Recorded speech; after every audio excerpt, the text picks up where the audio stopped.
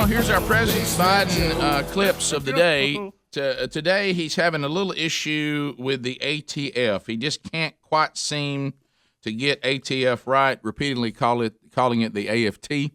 And here he is announcing who he's going to be placing in charge of the AFT. Here we go.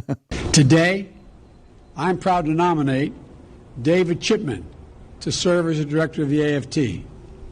David knows the AFT well. He served there for 25 years. And Vice President Harris and I believe he's the right person at this moment for this important agency. Doesn't even know he said it. So AFT twice. I mean, look, AFT. I know hearing us make fun of people doing misspeaks. I got it. Well, I know, but I'm not the president. I'm not the president. That's I'm not right. the president. Rick, there's a big jump from here to being president. Right. Do I think now that I could possibly be president? Apparently. Yeah. I mean, so I think I could have got that speech. Right? That's embarrassing enough, but I'm sorry. I have to go back to his staff and the people that do catch it. And they're going, did he just say AFT? Alcohol, tobacco, firearms. Yeah. For those of you not Well, aware of that. No, undoubtedly alcohol, Firearms and tobacco. Yeah, that's right. AFT.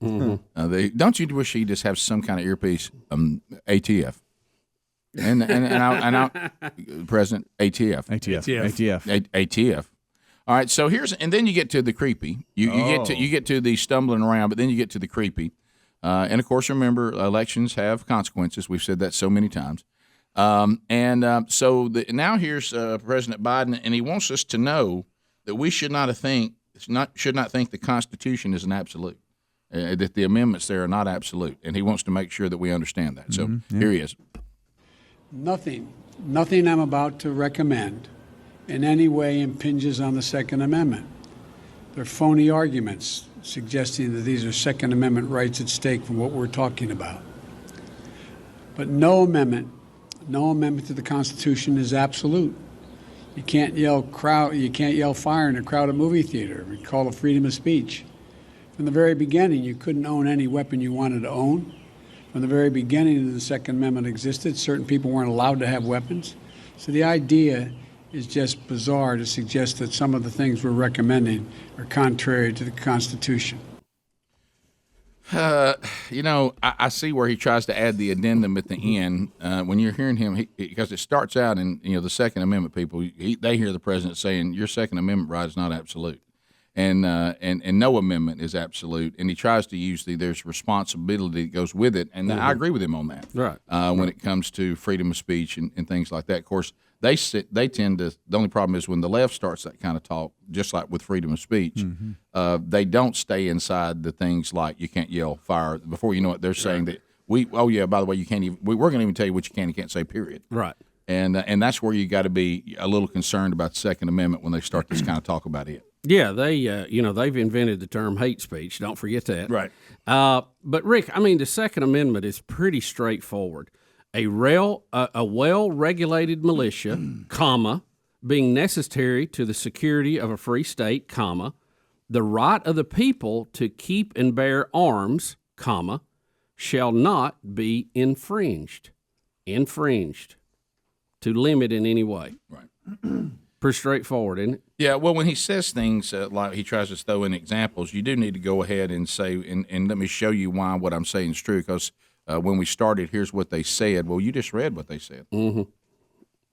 Well, you just read it. So we have to look where the commas are and what they are talking about, a militia to begin with, being necessary to the security of a free state, that being, and I think you have to ask, what is a militia in this case? Mm-hmm.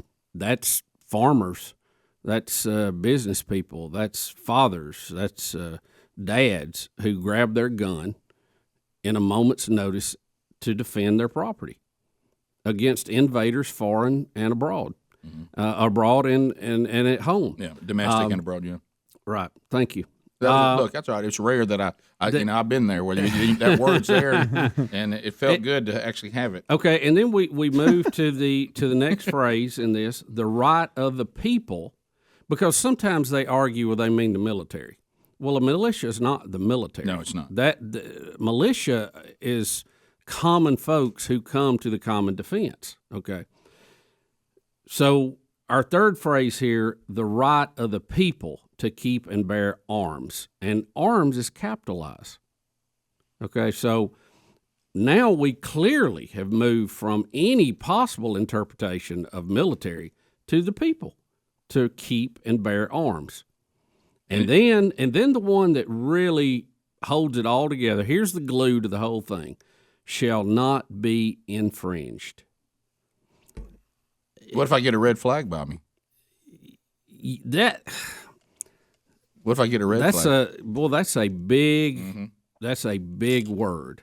Infringe shall not be infringed. I don't know. Yeah. It's it looks to me like you can't limit that in any way. So what it looks like it says to me, but I'm not that smart. Right. Well, when you look at the always I love when people say the spirit of the law or the spirit of the amendment. The letter, you have the letter of the law and the spirit of the law. Yeah. Guys, come on. Look at the history of this country. Look at the revolution. Look what happened. They are making sure that a tyrannical government has nothing to do with hunting, zero to do with hunting. Yeah. Hunting was a given. Okay, yeah, that wasn't even. They didn't need to cover that. They're talking about hunting. What they're talking about is in a free society where we offer maximum liberty. In order to have and retain liberty, a human being must be able to fend off any who wants to take it.